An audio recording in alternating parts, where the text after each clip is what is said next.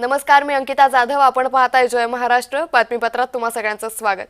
बातमीपत्राच्या सुरुवातीला बातमी नागपूरमधून. नागपूरमध्ये ओबीसी समाजाचा महामोर्चा आहे. मराठा आरक्षण जी रद्द करण्याची मागणी करण्यात आली आहे.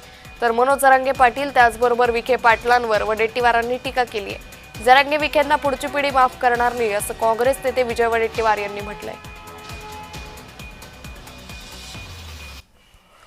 पण जर बघितलं असेल तर काल जे आहेत मनोज जरांगे यांच्यासोबत विखे पाटलांची भेट झाली, तासभर चर्चा झाली आणि ओबीसी आरक्षणाला कुठेच धक्का लागणार असं सुद्धा मत जे आहे ते विखे पाटलांनी व्यक्त केलं. कसं बघताय याकडे आपण? विखे पाटलांचं स्वार्थीपणा आता दिसून आलेला आहे, त्यांचा मतलबीपणा दिसून आलेला आहे. या JR मधून ओबीसी समाजाचं प्रचंड नुकसान होईल हे काही कोणाला सांगायची गरज नाही. सरसकट कसं काय मराठ्यांचं ओबीसीकरण करा, धक्का लागणार नाही, धक्का लागणार नाही. पुरे घुसाल आमच्या घरात, आम्हालाच घराच्या बाहेर काढाल आणि वरून सांगणार की हे घर तर घरातल्या लोकांना काहीच आम्ही केलं नाही. हे जी पद्धत आहे ती चुकीची आहे.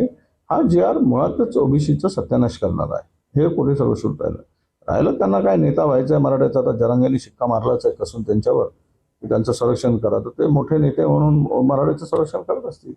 पण मराठा म्हणून त्यांना आरक्षणाची गरजच काय पडली, कशाची गरज पडली त्यांना ओबीसीतूनच आरक्षणाची?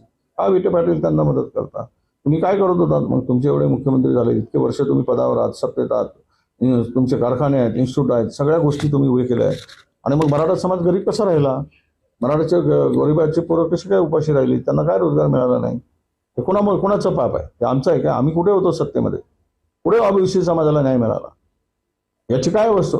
पण अशा स्थितीनं एखादा सुप्रीम कोर्टाचा निर्णय असताना सुद्धा की मराठा वेगळा आहे, कुणबी वेगळा असं असताना जबरदस्तीनं घुसवणं, जरांगीच्या दबावामध्ये मानाखाली घालणं, कंबर वाकवणं, हे कुठलं धोरण आहे? आणि वरून सांगायचं की तो JR रद्द होऊ शकत नाही. अरे आम्ही कोर्टात गेलो आहे, आम्ही कोर्टातून वापस काढला, तो तुम्ही रद्द करा, आम्ही याचिका वापस घेतो, विषय संपला. आपण जर बघितलं असेल तर आजच्या मोर्चाला मोठ्या प्रमाणात बॅनरबाजी झाली आहे. प्रतिभाताई धानोरकर असेल यांचे सुद्धा बॅनर लागलेले आहे. हा सकल ओबीसी मोर्चा आहे. यामध्ये जर बघितलं असेल आपण विदर्भात भ्रमण केलेलं आहे. भाजपचे कार्यकर्ते सुद्धा या मोर्चामध्ये सामील होणार आहे. आणि बॅनर जर बघितलं असेल तर काँग्रेसच्या नेत्यांचे लागलं. कसं बघता? नाही, त्यांना माहीत नाही, कदाचित त्यांना गैरसमज झाला असेल, त्यामुळे त्यांनी ते बॅनर लावले असतील. कारण त्या कुठल्याही या सगळ्या प्रक्रियेमध्ये नव्हत्या. त्यांना मोर्चा निघणारा एवढी माहिती होती.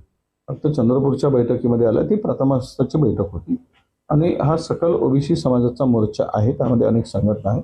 त्या गैरसमजातून त्यांनी कदाचित लावले असेल. इथे कोणाचं ब्रँडिंग करायचं महत्त्व नाही, हे संबंध नाही, किंवा इथे कोणी पक्षाचाही संबंध नाही. पक्षाच्या पलीकडे जाऊन ओबीसीच्या आरक्षणांना वाचवण्याचा विचार घेऊन आम्ही रस्त्यावर आलो आहोत. शेवटचा प्रश्न, लक्ष्मण हाके आलेले आहेत त्या मोर्चाला. अजून कुठले नेते ओबीसी नेते या मोर्चाला सहभागी असणार? अनेक येतील, कोणालाही आम्ही बोलवलं नाही. सगळ्यांनी यावं आणि ओबीसीच्या हक्कासाठी समाजाबरोबर राहावं, ही भूमिका त्यामागची आहे.